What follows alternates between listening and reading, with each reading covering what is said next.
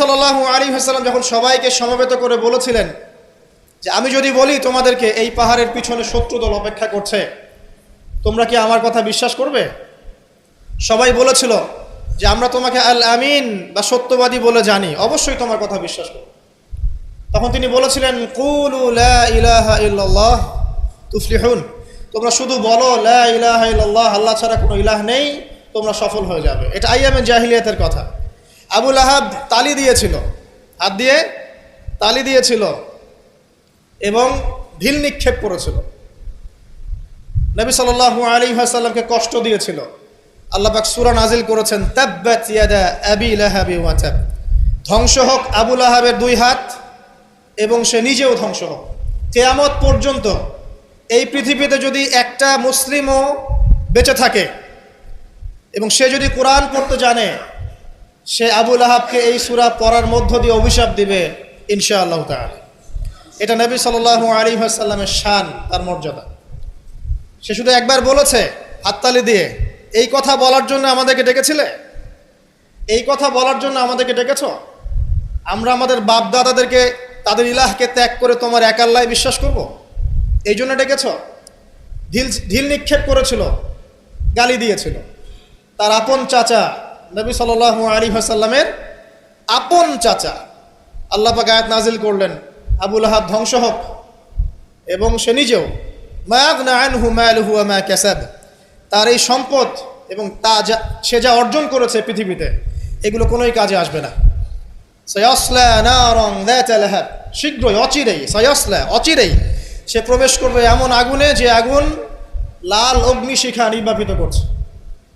সাথে ওয়ামরাতুহু, তার স্ত্রীও, হাম্মালাতাল হাতাব, যে কিনা কি করত? হাম্মালাতাল হাতাব, খড়কুটা বহন করতো, নবী সাল্লাল্লাহু আলাইহি ওয়াসাল্লামের আঙিনায় ফেলতো। ফি জিদিহা হাবলুম মিন মাসাদ, তার গলায় থাকবে খেজুর পাকানো রশি, এটাতে আযাব দেওয়া হবে নাউযুবিল্লাহ।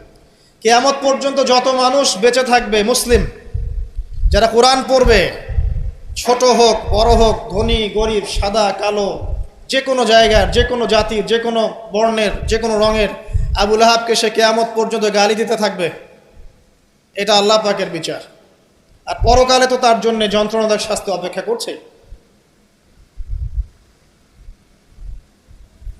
আরেকজন ব্যক্তি ছিল যার নাম উতাইবা, এ আবু লাহাবেরই ছেলে।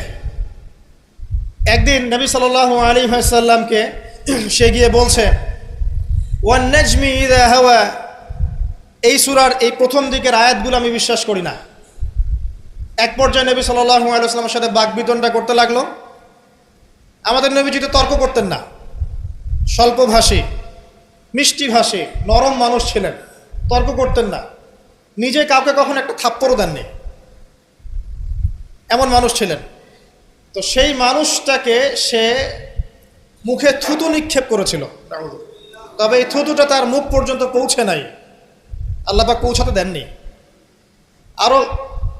আরো কষ্ট দেওয়ার জন্য তার জামা টানা হ্যাচড়া করছিল। আর রাহিকুল মাখতুম বইয়ের মধ্যেই আছে, পড়ে দেখবেন।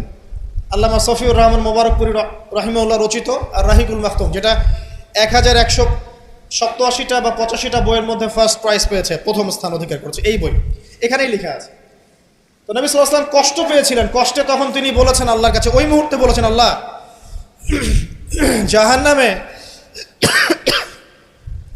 জাহান্নামে তোমার যে কুকুরগুলো আছে, জাহান্নামে কুকুর আছে আযাব দেওয়ার জন্য, এগুলোর মধ্যে একটা এর পিছনে আল্লাহ তুমি লেলিয়ে দিও।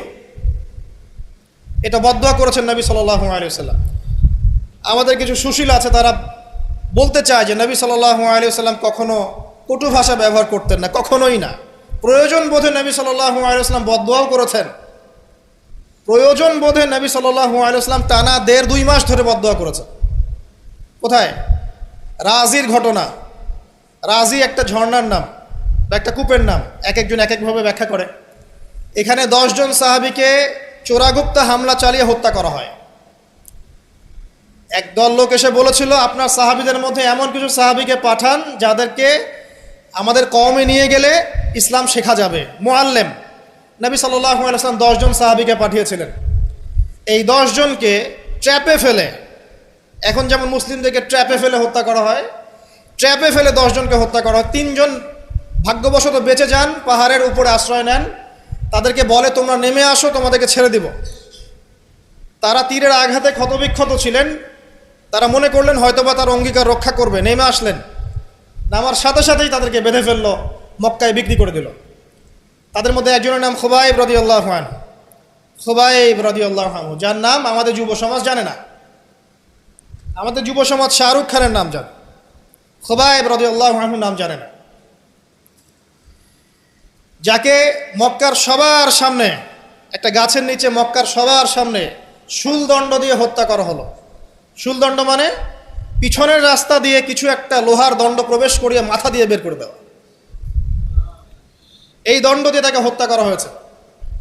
হত্যা করার আগে তাকে বলা হয়েছে তুমি কি চাও? সে বলেছে আমি 2 রাকাত নামাজ পড়তে চাই। এবং নামাজটাকে সংক্ষিপ্ত করেছে, সংক্ষিপ্ত করে সে হাত তুলে আল্লাহর কাছে দোয়া করেছিল, আল্লাহ উপস্থিত যারা আছে এদের একটাকেও তুমি ছেড়ো না,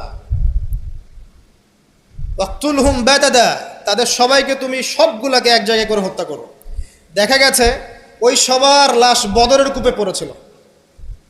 বদরের পরেও যে যুদ্ধগুলো হয়েছে এগুলোতে এরা মারা গেছে। বদরের পরে যে যুদ্ধগুলো হয়েছে এরপরে এগুলো মারা গেছে। আসলে ঘটনাটা বদরের পরেই সম্ভবত। যাই হোক, আমি যেটা বলতে চাচ্ছি, খুবাইব রাদিয়াল্লাহু আনহুকে তখন অপশন দেওয়া হয়েছিল যে তোমার জায়গায় যদি মুহাম্মদ সাল্লাল্লাহু আলাইহি ওয়াসাল্লামকে হত্যা করি তুমি কি নিষ্কৃতি নিবে? সে তখন বলেছিল রাদিয়াল্লাহু আনহু যে আমার জায়গায় মুহাম্মদ সাল্লাল্লাহু আলাইহি ওয়াসাল্লামের একটা চুলকেও যদি আঘাতপ্রাপ্ত করা হয় আমি সেটাও বরদাস্ত করব না। এবং তিনি তখন একটা কবিতা আবৃত্তি করেছিলেন, বিভিন্ন কিতাবের মধ্যে কবিতাটা আছে, ওয়ালাস্তু বালি হিনা উক্তালু মুসলিমান, আমি কোনো পরোয়াই করি না যখন আমাকে মুসলিম হিসেবে মৃত্যু দেওয়া হচ্ছে। আলাই জামিন কানা লিল্লাহি মাসওয়াই, যে পাশেই আমাকে পাশ ফেরানো হোক না কেন এই পাশ আল্লাহর জন্যই। ওয়াযালিকা লিলাহ ওয়া ইয়াশা, তিনি এমন একজন ইলাহ যিনি চাইলে ইউবারিক আলা ফি কুল্লি শিলইন মুমাজ্জাআত, তিনি আমার দেহের প্রত্যেকটা হাড় এবং গোশতের টুকরায় বারাকা দিতে পারেন। তাকে এভাবে শহীদ করা হয়। তো এই 10 জনকে ট্র্যাপে ফেলে হত্যা করা হয়েছিল। খুবাইব রাদিয়াল্লাহু আনহু তাদের মধ্যে একজন। খেয়াল করে দেখেন নবী সাল্লাল্লাহু আলাইহি ওয়াসাল্লাম এই ঘটনার পরে 1 থেকে 1.5 মাস তিনি টানা বদদুয়া করেছেন এই কওমকে যেন আল্লাহ পাক ধ্বংস করে। ঠিক আরেকটা ঘটনা এর কয়েক মাস পরে ঘটে যায়, এর নাম বীরে মাউনার ঘটনা। বীরে মাউনা একটা জায়গার নাম, যেখানে একইভাবে দিন শেখার কথা বলে দায়ীদেরকে ডেকে নিয়ে এসে 70 জন দায়ীকে একসাথে হত্যা করা হয়েছে ট্র্যাপে ফেলে।